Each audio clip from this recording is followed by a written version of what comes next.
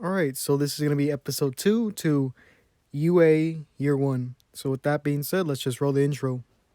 The bad bitch, like she average. I'm a savage, no hoe, what you want do? I'm about cash, if the raw fast, I'ma get that little nigga by any means. All right, so before we actually get into the what if, I'd like to, give a shout out to someone, and that person's actually the person who actually did the coloring for the cover, and that's actually going to be Minku. I believe that's how you say his channel name. But basically, yeah, I asked him a few days ago on Discord if someone could color the cover right, and he actually did it, and I'm really thankful for it. It looks amazing. So I'm gonna have his link in the description, and basically go please subscribe to him. He's a very new channel. He's doing what ifs, and the first what if that he's doing is actually based off one of the quirks of the OCs that one of his OCs that he created for this series that's going to be introduced later on in the series. So if you're interested in that, please go and give him a sub. I really do appreciate it, since he did color in this drawing for me, and I really do appreciate it. And yeah, so before we actually get into the episode, I'm probably not going to be able to pronounce every name right, because a lot of the names are either, I'm not sure the origin of the names, so because some languages pronounce them differently and things like that, so, and they're foreign, right? So a lot of the names I'm either gonna say it wrong because I just don't know how to say them, so just bear with me with that. So our episode actually starts off right after Apollo actually got his schedule. So Apollo walks through the doorway to class 1E, and he actually sees someone within this crowd, and this crowd's actually very unique, right? He's never seen so many quirk users before in one place, because where Apollo lived as a kid, there wasn't really too many people with quirks, because excluding his family, he probably only met like 5 quirk users in his lifetime, or is it in his life at that stage.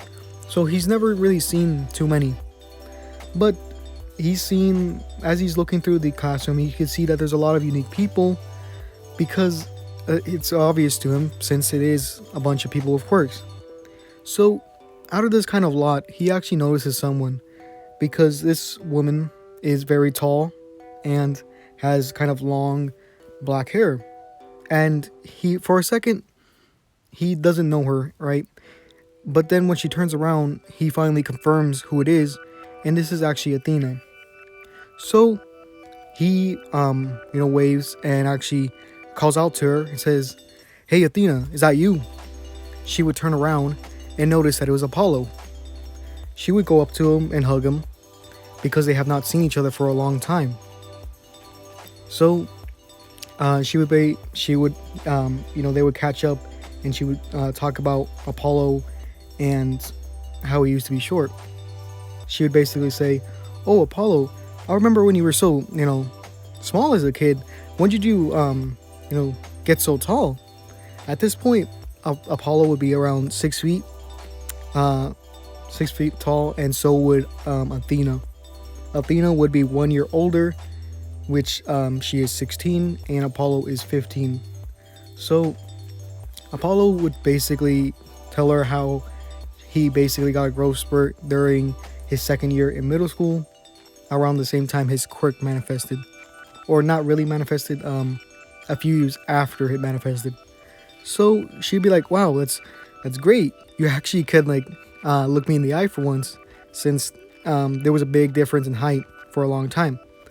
So before they could continue, this is when the teacher actually comes through, and the teacher, his name is Link Pit, and his quirk is called Combo. For every consecutive hit, the next hit after will get stronger and stronger.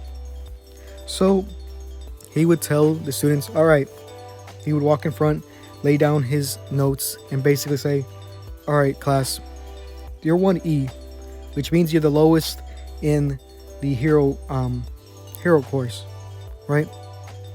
So what that means is that you guys have to work harder than anyone else around here. You want to prove to them that you could actually make it to 1A.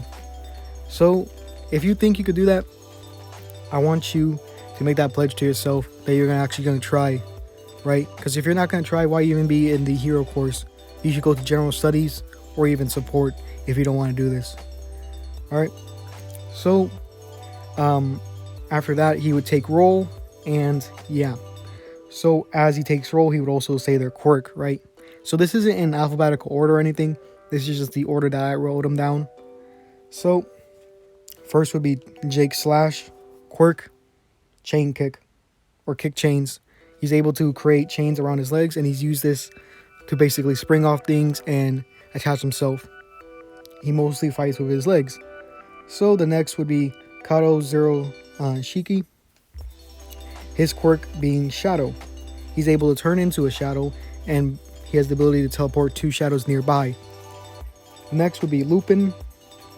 Quirk radiation. He's able to control microwaves, and he's able to melt low density objects, as well as he constantly spews out a kind of wave of radiation out of him, so he wears a suit to protect others. Next will be Yuto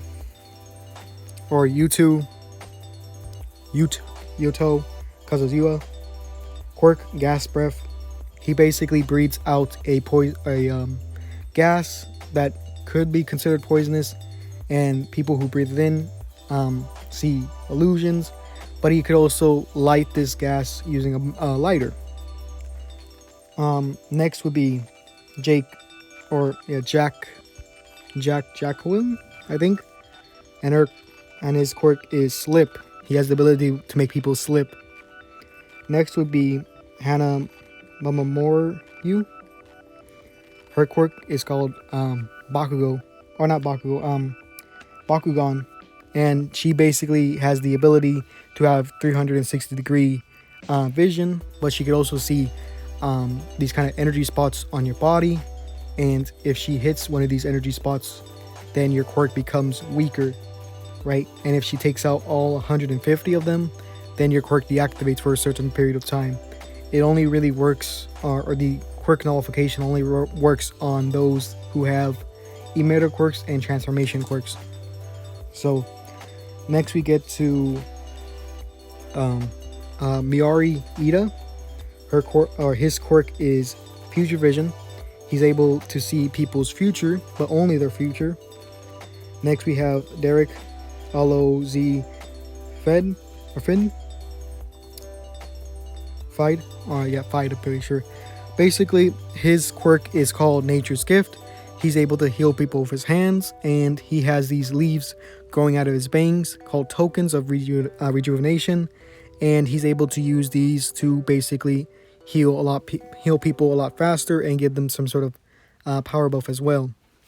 So his hands are less affected than the tokens, but the tokens have a cooldown to them depending on the season, right? So after that we have Ri. Some of these don't have last names, by the way. So we have Ri, and his quirk is hypnosis. That's self-explanatory. Next we have Hiro Hikari. His quirk is light control. He's able to produce beams of light through his hands and other parts of his body. Next we have Ibur Nai. His quirk is called drill bits, and he has the ability to basically create drills from his hands, and he's able to use these as normal drills and also make small tornadoes. Next we have Yu, and his quirk is origami. He's able to create anything he creates with origami, then he's able to control them, and they act as if they were the actual thing. This can be from a swan to a dragon. Next we have Kiri Yamado. His quirk is fortification. He's able to make things stronger. He's able to fortify things like himself and other objects, and also other people. This gives him a lot of strength and durability. Next we have Benny Beta, and he has the ability, or he has the quirk called copycat. He's able to copy the physical appearance as well as the voice and arts or fighting style, but he's not able to copy quirks, and this only lasts for 10 minutes. Next we have Athena Hayes. This is actually the cousin to Apollo. She has the quirk called helping hands. Her right hand is basically able to boost. She creates tethers that connect to students or other people, and she's able to boost their quirks for 50%, right, at a max of 5 targets at a time, but each target strains her stamina even more. So on her left hand, she's actually able to absorb light and either shoot it back out as darkness or use it to absorb back into herself to give herself more stamina. So next we have Ryu Mead in his ability, his quirk Freeze. He's able to triple the gravity around anyone or triple their weight for around 10 minutes, I believe. Next we have Thanh Grun. He has the quirk called Agility.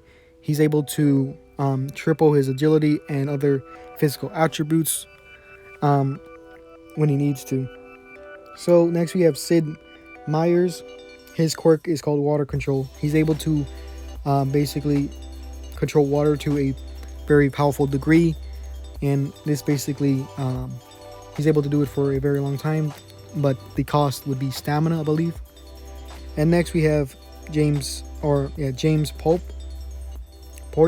I think it's called, and his ability or his quirk is called Stretch. He's able to stretch his limbs and things like that. So after the roll was called and everyone was there, this is when Pit Sensei, I guess you would call it since it is in Japan, he basically tells him that since he has that out of the way, it's time to choose a representative, but they're obviously not going to vote. Oh yeah, and then there's also Apollo with his quirk, Apollo Hayes with his quirk Tapestry. He's able to create nearly anything using his tattoos on his body, but these things cannot detach if they're physical objects. So yeah, so this is when Pit Sensei would basically tell him that they need to choose a representative by fighting. So he would tell them to get into their kind of PE uniforms and meet him outside. So they would do so, and he would basically tell people to spread out from that kind of field that they're in. So when he counts down from 3, they'd be ready to kind of fight. And if you guys want more about the kind of quirks that the Class 1E has, I could do a separate video where I explain the quirks. So yeah. So after this was done, he would start counting down from 3. So he begins counting down. He would be like 3, 2, 1, right? And after this, people would start running towards each other and things like that. Apollo wasn't really trying to do much. He was kind of trying to wait it out, right? So he could save his kind of strength for the final fight. But he was seeing that he was watching all the other students kind of fight, and he saw Ibur, the person with the drill hands or drill bits, going against someone, another classmate, that being Hiro, hikari, the person with light control. He saw these two fight, and Hiro Hikari actually reminded him of his father since they both have light quirks, which he kind of wondered why that was. And he was thinking about how, if quirks are supposed to be genetic, how come he doesn't really have a light quirk, right? So he was just thinking about that for a bit. But before he could finish his thought, this is actually when Jake Slash actually tries to fight Apollo, right? He would come through with a kind of kick from above, but Apollo wouldn't be able to react in time and actually gets hit by this. This is when Jake would actually start wrapping his chains around him, but this is when Apollo would think of a way out of it, that being creating tattoos on his back to make basic poles, and this would actually make him stand upright, giving the having Jake actually lose his balance in the process. So after this was done, Jake would basically would be like hanging on from Apollo, since Apollo would be out upright. So what Apollo would do is that he would start spinning, basically holding on to Jake, and after a while he would throw him off, causing Jake to stumble back a bit, but able to catch his footing before he actually hits the ground. So with that done, this is when Apollo would start rushing towards him, and Jake would actually be able to dodge the first hit, but he would have to dodge from, or basically he ducks, right? He ducks under Apollo's hits, and this is when he actually kicks him from the side, hitting Apollo on his side of his waist, right? So Apollo would stumble back a bit, and this is when he would activate his claws by moving tattoos around his hands to create that kind of effect. So with the longer reach, he would go for Jack again, and this is when Jack would basically, or not Jack, Jake would basically somewhat almost he would fake out a kind of backflip, but instead of going forward or backwards, he would actually go forward and kick Apollo, try to kick Apollo, right?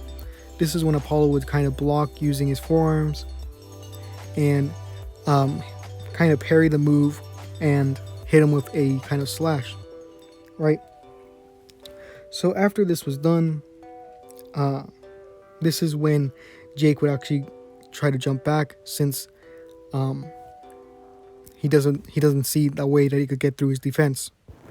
This is where he actually gets all of his kind of chains together and actually uses this to spring off the ground towards Apollo. What Apollo does is he kind of fakes out Jake. It looks like he's actually going to go for a punch, but this is when he actually goes for the chains instead. And this is when he grabs onto both the chains and actually slams Jake into the ground pretty harshly. So after that was done, Jake would be knocked out, and this is when Apollo would try to kind of wait it out once again, and he would look around from the other classmates kind of fighting, right?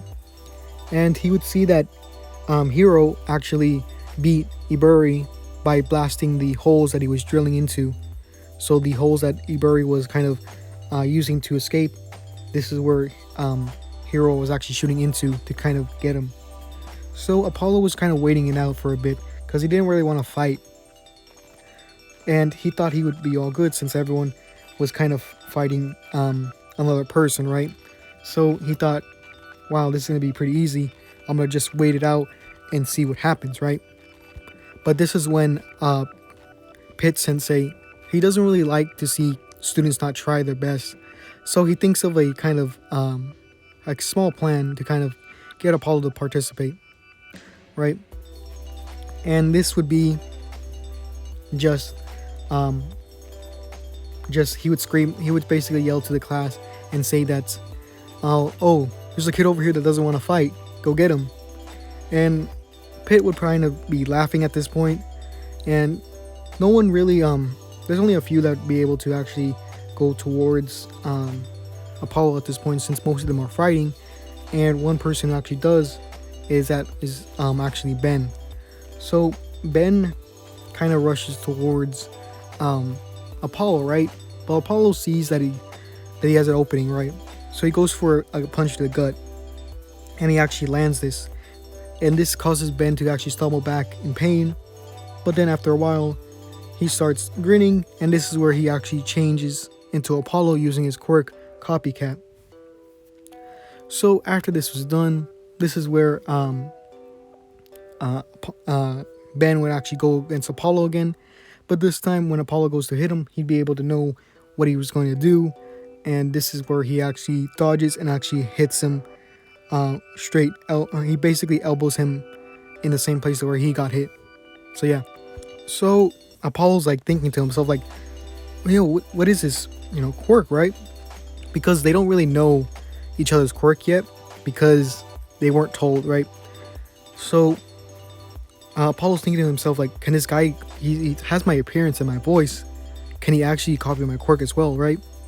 And he's thinking about this, and he wants to risk it, right? So he goes for another hit towards Ben, and when he goes for a hit, he intentionally tries to miss, right? So at this point, he has his he would try to go for a hit, and he would actually miss, having his back towards Ben. And this is where he actually activates his quirk again, using a tattoo on the back to basically sprout out a pole, hitting Ben in the face and making him kind of bleed a little bit from his nose. Ben would stumble back from this, and he would basically be like, "Yo, what's your problem, dude? That's such a cheap trick." And Apollo would basically say, "Well, coming from the person who literally copies me, but it looks like you can't copy my quirk." And this is where Ben would kind of get mad and basically say, "Oh, I guess he figured it out. I'm gonna have to end this fast, or else my quirk's not gonna last too long." So what Apollo does is that he takes off his shoes, right? And you might be wondering why. So after he does this, Apollo moves some tattoos, or creates some tattoos at the bottom of his feet, the soles, and basically creates a depiction or a drawing of wheels, and has basically skates on. And he uses these skates to kind of give him a little bit more speed, right? And this changes up his fighting style enough to actually fight Ben, because Ben's not able to copy his quirk. So because this kind of fighting style that he just made up relies so much on the quirk, he's not able to kind of perform it, right? So with this added speed, this gives Apollo a big advantage, and he's actually able to rush Ben a lot faster, and Ben's not able to react in time. This causes Apollo, it gives him an opening, and this is where he actually uppercuts him, knocking him out. So this is when Pit Sensei actually announces that there are only 5 people left. And this is when Apollo would look around, and he would see a few people that were out. People who were out would go in a certain area to see the rest of the fights. He saw 2 individuals that were there, one with pink hair and one with green. And they didn't look like they had any scratches on them, so he was wondering, how did they get out if they're perfectly calm? He was thinking about this, right? And right? So we're gonna switch to their kind of perspective, right? So, So Derrick basically tells Mirai, like, how come, you're usually, or he would basically say, like, I'm usually the one who says I don't want to fight, but it was weird to see you take the initiative. And Mirai said, yeah, well, I just looked at that kid's future, and, well, let's just say that we should probably stick with him. And Derrick would basically say, like, are you not going to tell me what's his, future? And Mirai just smiles and doesn't say anything. So let's switch back to kind of Apollo's, point of view, right? So Apollo is looking around, right? And there are 5 people left, including, counting him as well. So that being Apollo, Athena, Hannah, Hiro, and Kiri. So, yeah. I'll have like a description. In the description, I'll say, everyone's name and quirks. So, he's like thinking, like, who should he go against, right? And so is Athena. Athena decides to go against Hiro, since, she would have the more of an advantage, since he has a light quirk. So, as Apollo's deciding on who to fight, this is when he gets rushed by Hannah, and she uses her quirk to actually hit 3 of the spots on Apollo's back, right? So Apollo would be slightly weaker due to this, so he would rely more on his physical strength. So Apollo would rush towards Hannah. She would do a kind of backflip behind him and kind of hit him in the back, right? But she would have missed the kind of the energy spots because of how Apollo tried to react. So this would cause Apollo to kind of trip forward and kind of try to get his balance back. And Athena would be trying to go against Hiro and Kiri, I think it's called. And what she would do basically in that kind of scenario is every time Hiro would shoot at her, she would just absorb the kind of light and kind of save it up, right? And this would kind of get Hiro kind of mad. So when we get back to kind of Apollo, this is when Apollo is having some trouble with Hannah. He would try to hit her a few times, but she'd be able to dodge it even when he thought it would be a sneak attack, because Hana has the quirk Bakugan and gives her 360-degree vision. So he notices that she reacts so fast, so he has to put her in a position where she cannot move, right? Or she's forced to go in a certain spot. So what happens is that this is where Hana actually, or Apollo goes to go and hit Hana again, and she actually does the backflip, right? And as she's landing, she can't really dodge. So as she's about to go and hit him, right, to get another spot, energy spot on his back, this is when Apollo actually uses his tattoos to create chains, and these chains actually wrap around Hana. Because she was falling, she was not able to dodge these. So because she was wrapped up and cannot move from these, and given that there was enough time to pass, she would be out. At least the teacher would consider her out, and this would be a win for Apollo. Hana would be kind of mad at this, but she would still give the win to Apollo. After this kind of fight, Apollo would start to sit down, and he would see that Athena is still fighting against both Kiri and also Hiro. So what happens is that she's basically boosting herself and using the kind of the light that's getting shot out at her, and using that to both absorb and to shoot it back as basic darkness, right? And this is where Hiro actually gets fed up, right? So he actually uses all of his energy at once, and his body actually gets engulfed in light and starts getting shot out from him to towards Athena, thinking that there must be a limit to how much light she can consume, right? And that if she gets overwhelmed, then they're gonna get that win. So Pit Sensei would actually be kind of concerned due to the large blast, right? And for a second, he thinks that he might have to get involved, but when he sees what's happening, he decides not to. There's this big blast that's going towards Athena, but then at the kind of end of it, it looks like it's getting smaller, right? And this is actually because her hand's actually absorbing it. And Apollo's just looking at this in amazement, because she has such a kind of unique quirk because of his family, right? His father's side of the family, all of the people in his kind of father's side has like a light-based quirk, right? So it's kind of unique to see that she has one that absorbs light. So as this is going down, she basically absorbs all the kind of lights, and Hiro's basically standing, barely just standing, right? Because he used up a lot of his energy. And this is when Athena, her kind of left side is actually has a lot of darkness.